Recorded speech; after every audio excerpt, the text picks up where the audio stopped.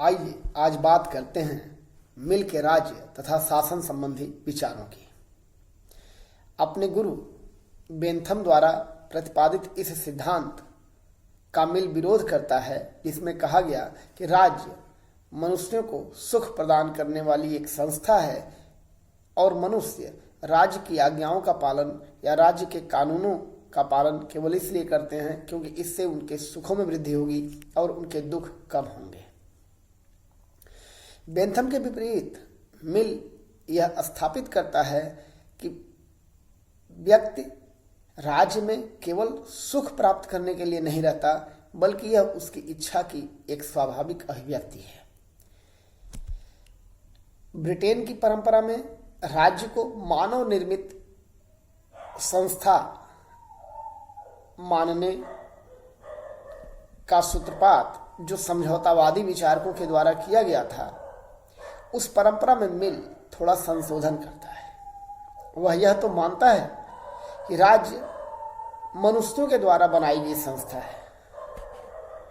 साथ ही वह यह भी कहता है कि राज्य मनुष्य की सहज स्वाभाविक प्रवृत्ति और प्रकृति का परिणाम है। अर्थात राज्य को प्राकृतिक और मानव निर्मित दोनों प्रकार की संस्था बताता है जॉन स्टुअर्ट मिल। लेकिन वह यह भी कहता है कि जिस प्रकार एक बार पौधे के रोपे जाने के बाद प्रकृति उसका विकास स्वयं करती है, राज्य रूपी संस्था के साथ यह बात संभव नहीं है। मनुष्य अपनी सहज स्वाभाविक प्रकृति और प्रवृत्ति के अनुसार राज्य का निर्माण करता है, लेकिन उसे अपने युग की आवश्यकताओं के अनुसार अपने समय की जरूरतों के हिसाब से राज्य में परिवर्तन करते रहने चाहिए, अन्यथा राज्य अप्रासंगिक हो जाएगा। तात्पर्य यह है कि राज्य स्वयं में एक प्राकृतिक संस्था होने के साथ ही मनुष्य द्वारा निर्मित संस्था भी है। ऐसा कहकर जॉन स्टुअर्ट मिल अपने समकालीन उदारवाद को एक नई दिशा में मोड़ रहा था। मिल यह कहता है कि राज्य का उद्देश्य व्यक्ति के सुखों में वृद्धि करना नहीं है, वरन उसके चरित्र का उत्थान करना है। उसे एक ऐसे मनुष्य के रूप में स्थापित करना है जिसमें वह अपने स्वतंत्रता के वास्तविक मूल्यों से साक्षात्कार कर सके। जॉन स्टुअर्ट मिल राज्य संबंधी अपने सिद्धांत को आगे बढ़ाता है और कहता है कि आज के युग में जहां राज्यों की जनसंख्या और राज्यों का क्षेत्रफल बहुत बढ़ गया है, वहां प्रत्यक्ष लोकतंत्र संभव नहीं है। अतः ऐसे राज्यों में जिनका क्षेत्रफल अधिक है, जिनकी जनसंख्या अधिक है और जहां लोकतंत्र की व्यवस्था प्रचलित है, वहां प्रत्यक्ष लोकतंत्र की जगह प्रतिनिधियों के माध्यम से निर्वाचित लोकतंत्रों को प्राथमिकता दी जानी चाहिए। मिल प्रतिनिधित्व पर आधारित एक ऐसे लोकतंत्र की कल्पना करता है जिसमें जनता अपने चुने हुए प्रतिनिधियों के माध्यम से अप्रत्यक्ष रूप से स्वयं कानून निर्माण की प्रक्रिया में शामिल होती है। मिल का मत है कि आधुनिक परिस्थितियों में एक बेहतर मानव सभ्यता का निर्माण बड़े राज्यों में ही संभव है। छोटे राज्यों में बेहतर मानवीय सभ्यता पनप नहीं सकती, ऐसा मिल का विचार है। और जो बड़े राज्य हैं, वहां प्रत्यक्ष लोकतंत्र की प्रणाली इसलिए सफल नहीं हो सकती क्योंकि प्रत्यक्ष लोकतंत्र ऐसे जगहों के लिए है जिनकी जनसंख्या छोटी है और जिनका क्षेत्रफल भी छोटा है। अतः ऐसे राज्यों या ऐसे देशों में लोकतंत्र की प्रतिनिधिमूलक प्रणाली को मिल सर्वश्रेष्ठ बताता है और कहता है कि जनता अपने प्रतिनिधियों के माध्यम से अपनी समस्याओं का समाधान खुद करे और यह प्रतिनिधि अपने कार्यों के लिए जनता के प्रति जिम्मेदार और जवाबदेह हों। मिल का मत है कि लोकतंत्र से ही स्वतंत्रता आएगी, स्वतंत्रता से ही समृद्धि आएगी और इन तीनों सूत्रों को एक दूसरे से जोड़ने के लिए प्रतिनिधिमूलक प्रणाली सर्वश्रेष्ठ है। लेकिन मिल अपने समय में प्रचलित प्रतिनिधिमूलक शासन तंत्रों में भी अनेक प्रकार के सुधार प्रस्तावित करता है। मिल के इन सुधारों के पीछे समकालीन सामाजिक आर्थिक व्यवस्थाएं जिम्मेदार थी। मिल जो पहला सुधार करना चाहता है अपने समकालीन लोकतंत्रों में, वह है आनुपातिक प्रतिनिधित्व की प्रणाली को लागू करने का। मिल के समय सामान्य बहुमत की प्रणाली प्रचलित थी और सामान्य बहुमत प्रणाली का दोष यह होता है कि उसमें अल्प मतों को संसद में कोई स्थान नहीं मिल पाता, और मिलता भी है तो इतना कम होता है कि वह बहुमत पर आधारित कानून निर्माण की प्रणाली में कहीं भी ठहरते नहीं, उनकी बात कहीं सुनी नहीं जाती। वह केवल अल्पमत बनकर 5 साल का समय पूरा कर ले जाते हैं। कानून निर्माण में इनकी कोई सकारात्मक, प्रगतिशील और सार्थक भूमिका नहीं हो पाती। अतः अल्पमत को भी बहुमत की तरह ही सम्मान देते हुए मिल आनुपातिक प्रतिनिधित्व की प्रणाली लागू करना चाहता है, जिसमें समाज के विभिन्न अल्पसंख्यक वर्गों को उनकी जनसंख्या के अनुपात में संसद में प्रतिनिधित्व दिया जाए, और कानून निर्माण बनाते समय इन अल्पमतों से भी सलाह अवश्य ली जाए और इनकी भावनाओं और इनके मूल्यों का ध्यान रखा जाए। मिल समय के उस बिंदु पर खड़ा है जहां ब्रिटेन में बहुमत आधारित तानाशाही की चर्चा हो रही थी, और यह कहा जा रहा था कि यह भी एक लोकतंत्र भी एक ऐसी तानाशाही है जिसमें एक व्यक्ति के स्थान पर बहुमत तानाशाह बन जाता है।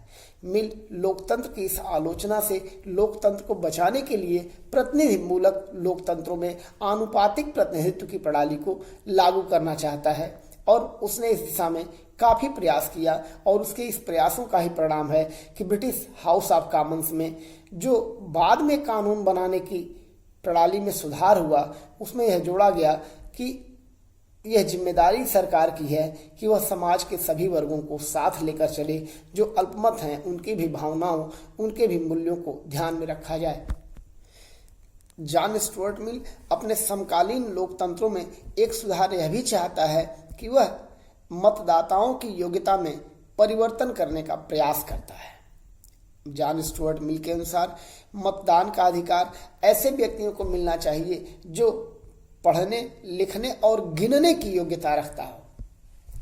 तत्कालीन ब्रिटिश समाज में शिक्षा को मतदान के लिए अनिवार्य बनाने की यह जो पहल प्रारंभ जॉन स्टुअर्ट मिल के द्वारा की गई थी, इसके बड़े सकारात्मक परिणाम निकले।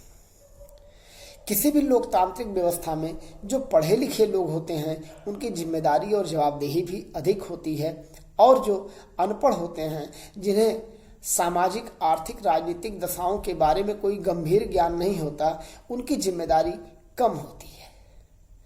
जॉन स्टुअर्ट मिल यह कहने का प्रयास कर रहा है या इस तथ्य को स्थापित करना चाहता है कि जो मतदाता पढ़े लिखे हों और जिनको गिनती और पहाड़ा आता हो, उन्हें ही केवल मतदान का अधिकार दिया जाए।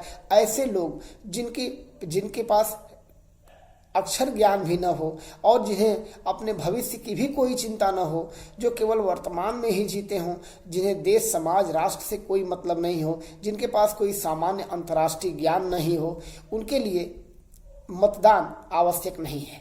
लेकिन मिल द्वारा मतदान के लिए शैक्षिक योग्यता का निर्धारण और मिल द्वारा प्रतिपादित स्वतंत्रता के सिद्धांत, इन दोनों के बीच कोई सार्थक संगति स्थापित नहीं की जा सकती, क्योंकि यदि मिल प्रत्येक व्यक्ति को स्वतंत्रता देना चाहता है और स्वतंत्रता के लिए राजनीतिक अधिकार प्रथम शर्त है, तो फिर पढ़ने लिखने की योग्यता का निर्धारण करना, मतदान के अधिकार को प्राप्त करने के लिए, यह मिल के दर्शन में एक असंगति दर्शाता है।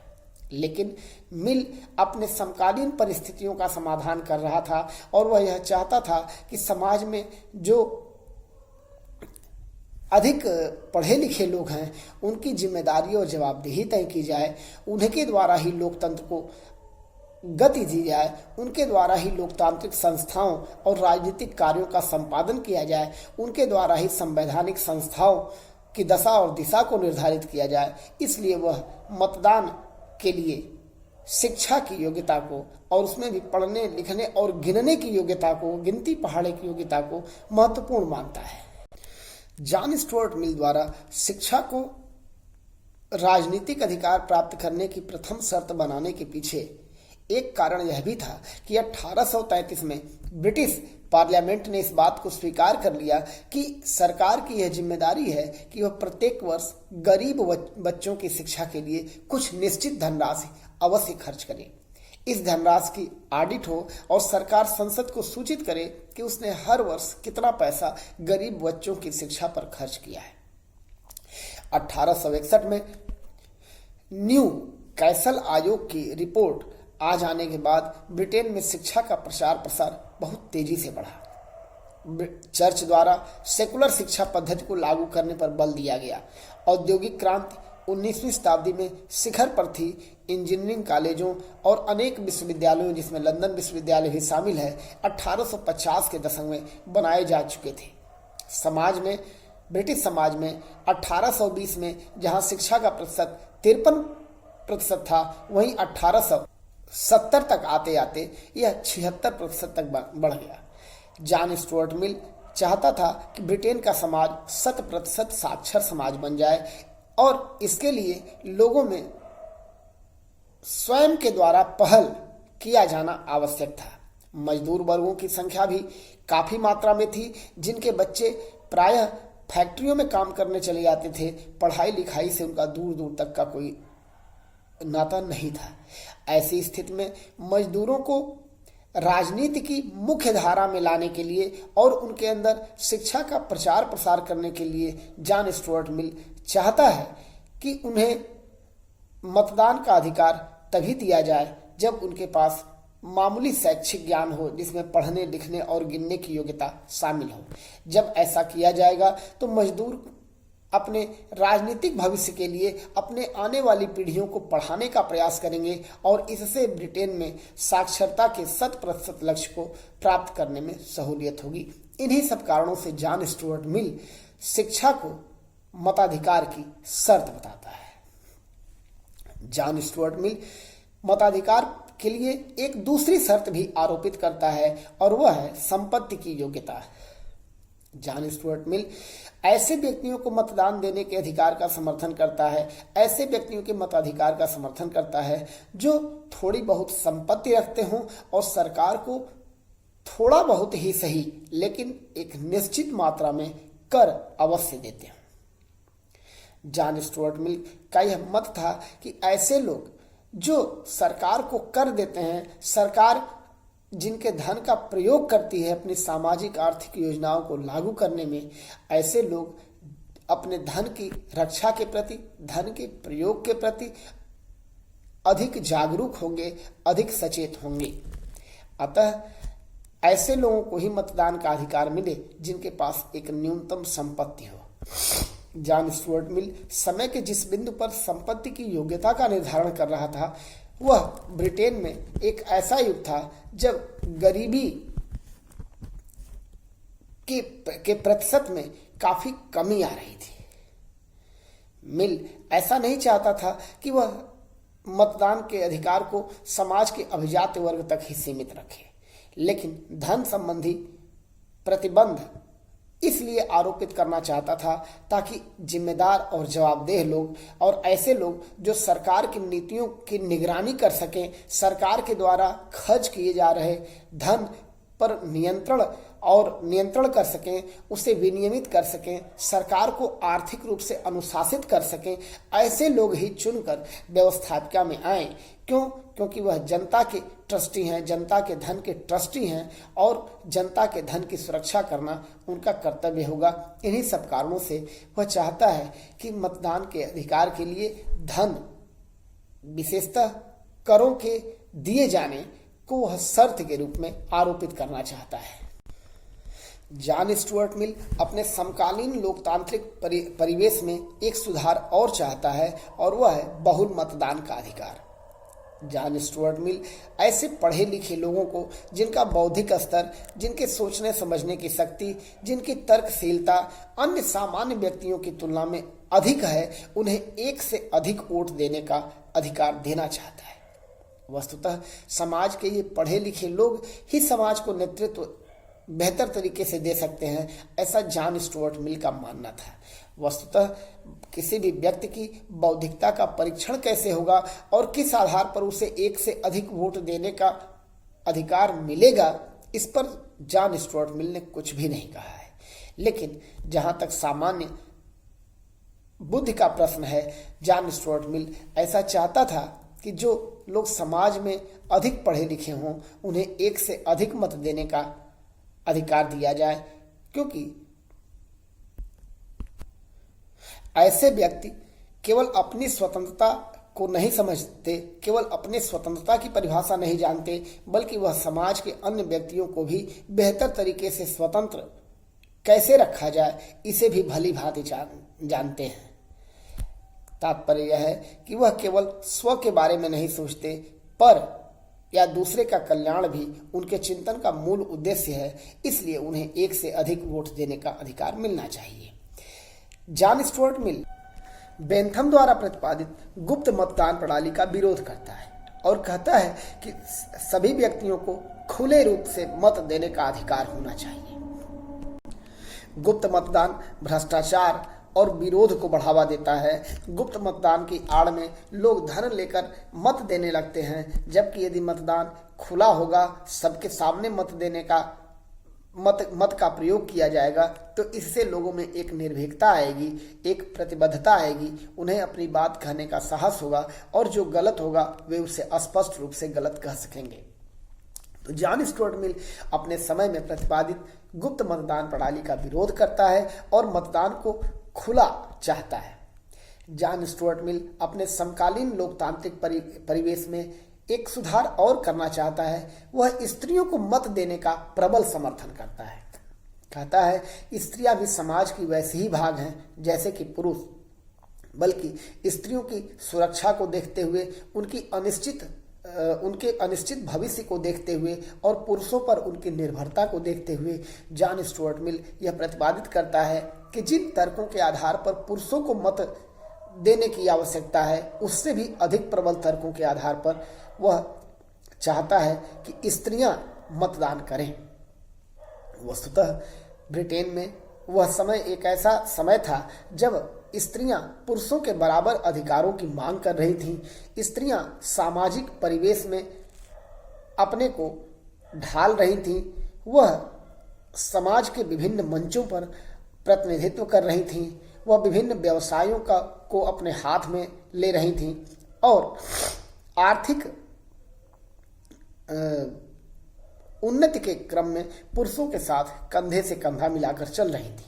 यहाँ तक कि ब्रिटिश पार्लियामेंट में भी महिलाएं अपने लिए कानूनों को और बेहतर तरीके से बनाने और महिलाओं के पक्ष में कानूनों के निर्माण के लिए दबाव डालने का भी काम प्रारंभ कर चुकी थी। यद्यपि ब्रिटेन में महिलाओं को मत देने का अधिकार नहीं मिला हुआ था, लेकिन जॉन स्टुअर्ट मिल इस दिशा में एक नेतृत्व करता है और ब्रिटिश समाज में महिलाओं को इस बात के लिए एकजुट करता है कि वे अपने लिए मतदान की मांग करें, मत देने के अधिकार की मांग करें।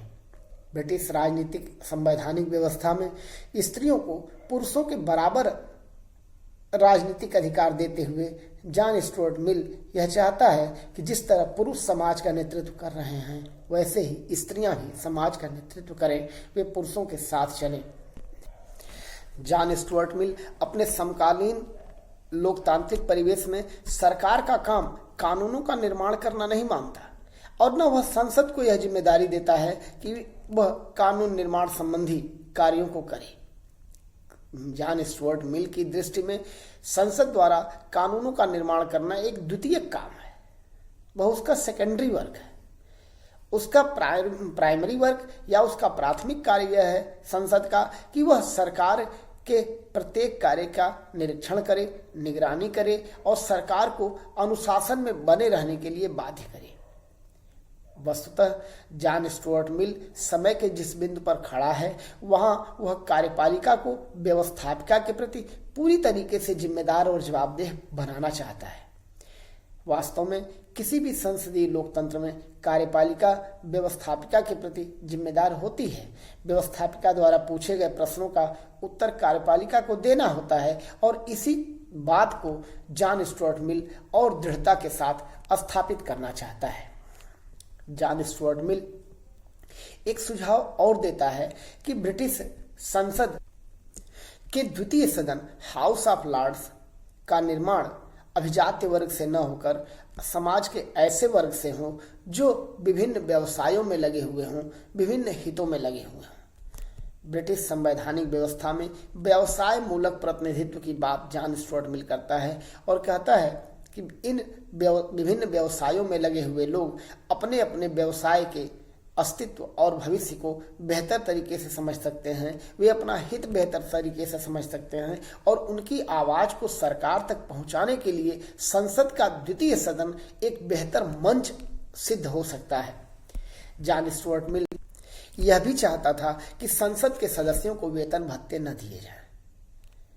यदि वेतन भत्ते दिए जाएंगे तो उसमें ऐसे लोग आकर्षित होंगे जो धन के लोभ में या धन के मोह में सांसद बनना चाहेंगे। लेकिन यदि धन का मोह हटा दिया जाए, वेतन भत्ते न दिए जाएं, तो केवल ऐसे लोग आएंगे जो वास्तव में समाज और राष्ट्र की सेवा करना चाहते हैं। तो वह सेवा करने वाले बहुत सारे लोगों का एक संगठन बन जाएगा और वह संगठन देश और समाज की भलाई के लिए कायम करेगा। अब जॉन स्टुअर्ट मिल ने जितने भी सुधार प्रस्तावित किए हैं, यदि इन सबका सम्यक विश्लेषण किया जाए तो हम कह सकते हैं कि मिल समय के जिस बिंदु पर खड़ा है उस बिंदु पर वह अपने समकालीन लोकतंत्र से पूरी तरह असंतुष्ट है और वह उसमें तमाम सुधार करना चाहता है। इसीलिए सीएल वेपर ने जॉन स्टुअर्ट मिल को एक असंतुष्ट प्रजातंत्रवादी कहा है। उसके मन में असंतोष है, अपनी समकालीन समस्याओं के समाधान को खोजने की एक ललक है और साथ ही यह भी एक प्रयास करने की चेष्टा है कि लोकतंत्र को और बेहतर कैसे बनाया जाए। और इसी प्रयास में जॉन स्टुअर्ट मिल ने काफी समाधान ढूंढ निकाले हैं और यह समाधान समय के जिस बिंदु पर दिया गया था वह काफी प्रगतिशील विचार था। जॉन स्टुअर्ट मिल द्वारा प्रतिपादित बहुत सारे विचारों को 21वीं सदी में अनेक संसदीय प्रणाली वाले देशों ने स्वीकार कर लिया है। यह जॉन स्टुअर्ट मिल की एक बड़ी उपलब्धि है। जॉन स्टुअर्ट मिल के चिंतन में एक द्वंद्व जरूर देखने को मिलता है कि एक तरफ तो वह स्वतंत्रता की बात करता है, लोकतंत्र की बात करता है, साथ ही लोकतंत्र में बहुत सारे सुधार भी चाहता है। यह सुधार की चाहत केवल इसलिए है कि लोकतंत्र को और भी अधिक लोकतांत्रिक बनाया जा सके, लोकतंत्र को सर्वसमावेशी बनाया जा सके, लोकतंत्र को सुग्राह्य बनाया जा सके और लोकतंत्र को ब्रिटेन की बदलती हुई औद्योगिक, सामाजिक, आर्थिक दशाओं के अनुकूल एक सर्वोत्तम शासन प्रणाली के रूप में स्थापित किया जा सके।